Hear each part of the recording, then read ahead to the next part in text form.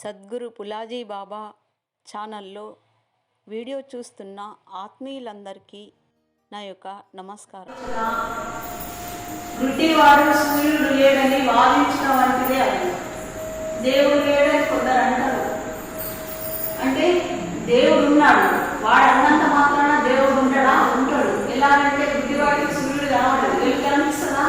కనబడదు. అలా వాడు అన్నట్లుగా దేవుడు ఉంటాడు, కానీ వాడికి వెలుగు కనిపించగా లేదు అని చెప్తున్నాడు.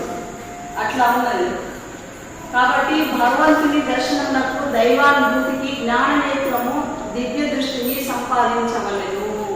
మళ్ళా అది పోయి జ్ఞానము, మళ్ళీ దివ్య దృష్టి, గురుకృప, ఈ మూడుతోటే ఉంది. గురుకృప అయితే జ్ఞానం లభిస్తుంది, ఆత్మదృష్టి అంటే దివ్య దృష్టి కూడా పొందవచ్చు. అయితే అది ఎలా లభిస్తుంది అంటే భగవంతుని యొక్క కృప లేక సద్గురుని యొక్క కృప కావాలి. దానికి అందరికీ మరి అది వస్తుందా అంటే రాదు. ఎవరికైతే అనన్య భక్తి కలిగి వారిని ధ్యానించుదురో, సేవించుదురో వారికి మాత్రమే ఇచ్చింది గురువు. చాలా భక్తి, శ్రద్ధ, విశ్వాసాలు ఎవరికైతే ఉంటాయో వారికి ఎక్కడికి వెళ్ళకుండా ఆ గురువు కానీ భగవంతుడు కానీ తన దగ్గరికి రప్పించుకుంటాడు. అటువంటి భక్తి ప్రపత్తులు కలిగి భగవానుని ప్రీతితో సేవించినచో, ధ్యానించినచో వారికన్నీ తప్పక లభించును. ఆకాశమందు గల అతి సూక్ష్మములైన పదార్థములు గోచరించు. భూతర్థం అంటే అంజనా దృష్టి, జ్ఞాన దృష్టి ఎవరికైతే ప్రాప్తిస్తుందో అన్ని జలంలో కానీ, వనంలో కానీ, లోకంలో కానీ, ఆకాశంలో కానీ అతి సూక్ష్మమైన అన్ని దర్శించవచ్చును. మామూలు కళ్ళకి అవి కనబడవి. మామూలు కళ్ళకి ఈ రెండు కళ్ళకి కనబడేవి కావు. దివ్య దృష్టికి ఈ మూడో నేత్రానికి అవి కనిపిస్తాయి. ఆ అర్థం బీదవాడు ధరించినో ఎవరు ధరించినప్పటికీ ఆ సూక్ష్మ వస్తువులు కనిపించాయి.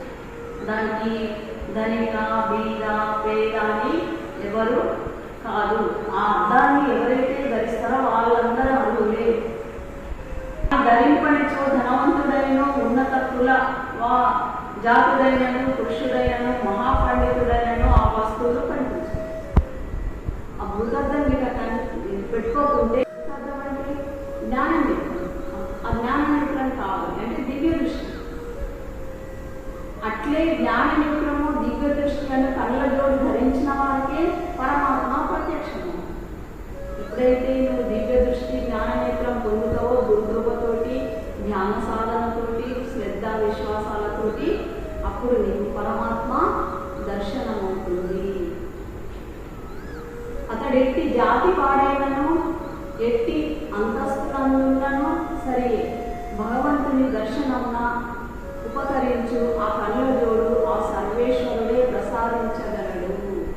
ఆ భగవంతుడే ఆయనకు ప్రసాదించగలడు. కాబట్టి ఆ వస్తువును సంపాదించకపోయినను అది ఎవరి దోషం? మరి అది పొందకుండా ఎవరి దోషం? మనుషులది. వారి దోషమే అను. దేవుడు కానరాకపోవటకు కారణం జీవుల యొక్క ప్రయత్న రాహిత్యమే అనంటే అతడు ఏమి పని ప్రయత్నం చేస్తలేడు. దానికోసం నాకు జ్ఞానం కావాలి, ధ్యానం చేయాలి, నాకు గురుకృప కావాలని అతడు అనుకోవడం లేదు. మళ్ళీ ప్రయత్నం కూడా ఏం చేయడం లేదు. కాబట్టి సర్వులను గీతయందు తెలిపిన భక్తాది, అమానిత్యాది, అద్వేష్టాద్యాది, అభయాది సుగుణములను ప్రయత్నపూర్వకంగా సంపాదించి భగవంతుని కటాక్షమును, తర్వాత జ్ఞాననేత్రమును, తర్వాత బ్రహ్మ సాయుధ్యమును పొందవలెను.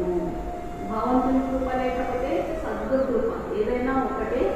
ఇవన్నీ మనం సంపాదించి వారి కృపను మనము పొందాలి. అంటే మనిషి యొక్క ప్రయత్నంతోటి, శ్రద్ధతోటి మాత్రమే అవి లభిస్తాయండి. ఇక్కడ మాత్ర భవ అంటే ఈ ప్రపంచంలోని సమస్త కార్యములను భగవంతుని చేతనే చేయబడుతున్నవి. జీవులు నిమిత్త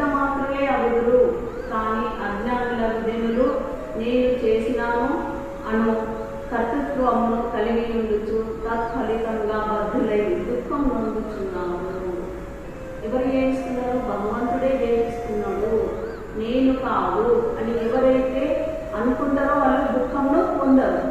లేదు సామాన్య జనులు ఏమనుకుంటారు, ఇది నేను చేస్తున్నా, ఇది నా వల్లనే అయింది, నేను చేయకపోతే ఇది కాకపోతుంది అని అజ్ఞాని ఇలా అనుకొని దుఃఖపరచాడు, అంటే మాయ మోహంలో చిక్కిపోతాడు. అలా అనుకోకుండా భక్తి చేసిన వాళ్ళు, జ్ఞానం పొందిన వాళ్ళు ఏమనుకుంటారంటే ఇది నేను కాదు, ఆ భగవంతుడు చేపిస్తున్నాడు, లేకపోతే సద్గురువు చేపిస్తున్నాడు, ఇది నాకు నా వల్ల అయ్యే పని కాదు అని వాళ్ళు బద్ధులై దుఃఖంలో పొందుదు. ఏది పని అయితే సంతోషిస్తారు, పని కాకుంటే దుఃఖం చెందుతారు. సో మళ్ళీ ప్రయత్నం చేయవాలి. ఓ అర్జున, నీ శత్రువు ఇదివరకే నాచే హతులేదు, నీకు ఇప్పుడు నిమిత్త మాత్రంగా యుద్ధం చేసి విజయం పొందుకుంటుంది. నువ్వు దుఃఖింపకు, వారి కోసం నువ్వు దుఃఖింపకు, నువ్వు జ్ఞానం కోసము నువ్వు నాకు శరణమైతే నీకు విశ్వదర్శనం చేస్తా, నీ మాయ నీ జీవమాయ అప్పుడు తొలగిపోతుంది. అప్పుడు నువ్వు నీ బంధువులు ఎవరు, నీకు ఎవరు అప్పుడు నీకు తెలుస్తుంది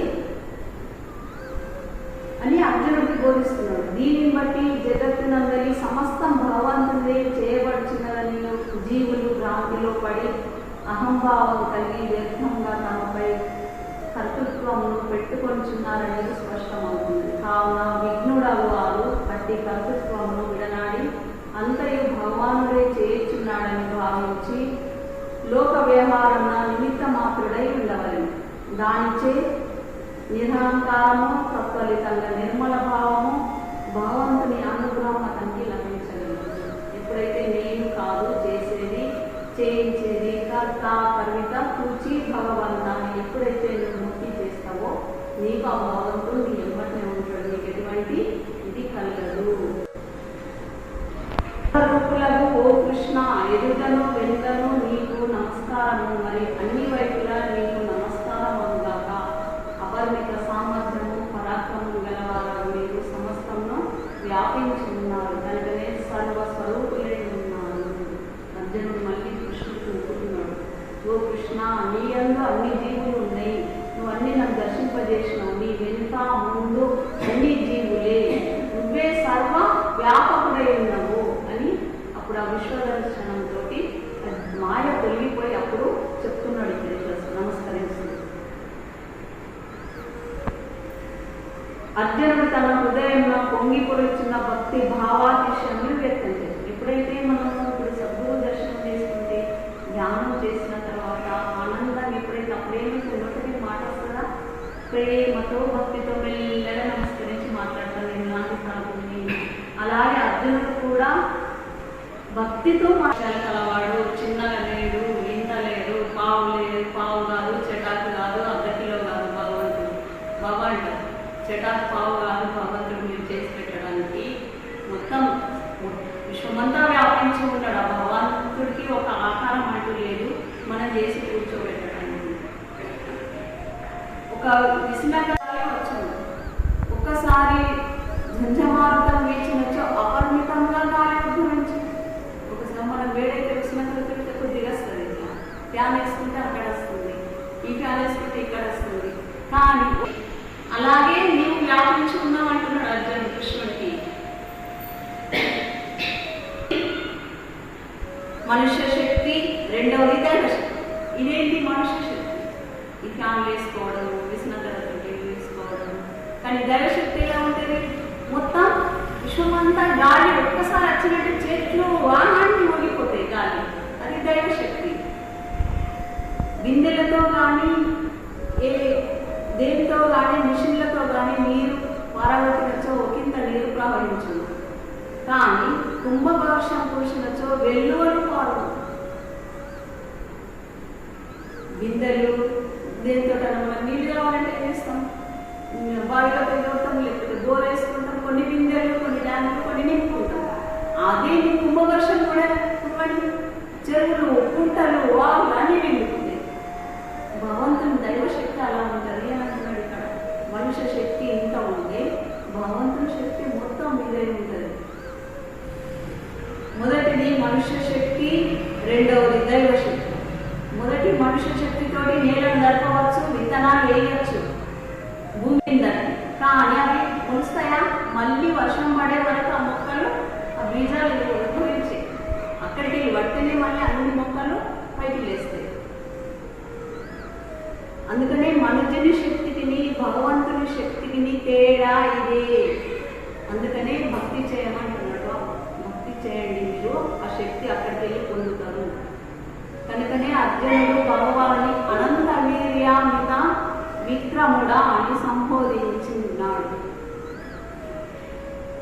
మనుజుడు తన అల్పశక్తిని చూచి గర్వించగా సర్వశక్తిమంతుడగు పరమాత్మ ఎడల అకుంఠిత భక్తి భావం కలిగి ఉన్నారు. అట్లా భగవంతుని శక్తి చాలా గొప్పదని భక్తి చేసి కలిగి ఉండాలి అంటున్నాడు. ఇక్కడ మళ్ళీ ఎంత ఆనందిస్తున్నాడంటే చాలా చెప్తున్నాడు.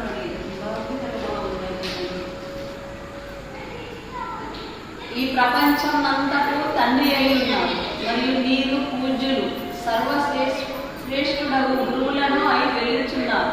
ముల్లోకములందును మీకు సమానమైన వారు లేరు, మిమ్మల్ని మించిన వారు మరి యొక్క ఎట్లు ఉంటారు అని అంటున్నాడు. ఇక్కడ మళ్ళీ గురువులు కూడా మీరే, సర్వ గురువులు మీ నుండే ఉద్భవిస్తున్నారు. అర్జునుడు అదే చెప్తున్నాడు.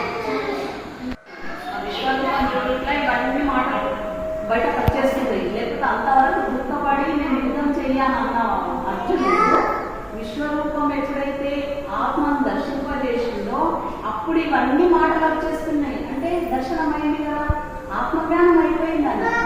ఆత్మజ్ఞానం కావడం వల్ల ఆ కృష్ణుడు దర్శనం గురించి వివరిస్తున్నాడు. అంతవరకు జ్ఞానం చెప్పరాదు. ఎప్పుడైతే దర్శనం అవుతుందో అప్పుడు చెప్పొస్తుంది. అప్పటి వరకు ఒక మాట పదం కూడా మనకు తెలియదు. అదే చెప్తున్నాడు ఇక్కడ. మళ్ళీ ఈ చరాచర ప్రపంచంలో సమస్త ప్రాణులకు భగవంతుడే తండ్రి. అందుకనే పరమ ప్రేమ పిత కరెక్టే. పరమాత్మ అంటే అందరికీ తండ్రి, అందరిలో ఉన్న ఆత్మలకు తండ్రి పరమాత్మ. వారి తండ్రి, ఈ తల్లి తండ్రి మనకు జన్మనిచ్చింది ఇక్కడ, కానీ అందరికీ తల్లి తండ్రి పరమాత్మ. గురువు, మళ్ళీ గురువులందరిలోనూ సర్వోత్తముడు గురువు. మళ్ళా అది కూడా నువ్వే. ఇప్పుడు పార్వతికి మహాదేవుడే గురువు రూపంగా వచ్చి బోధించింది. ఎవరో కాదు, మనం సీరియల్లో చూసినాం. మహాదేవుడే మళ్ళీ గురు రూపంలో వస్తాడు పార్వతికి బోధించి. అలాగే మనకు కూడా మహాదేవుడే, ఆ పరమాత్మనే గురు రూపంలో మనకు వచ్చి బోధించింది. ఇప్పుడు దర్శనాలు ఇచ్చిండు మహాదేవుడే, కృష్ణుడే, వేరే కానే కాదు.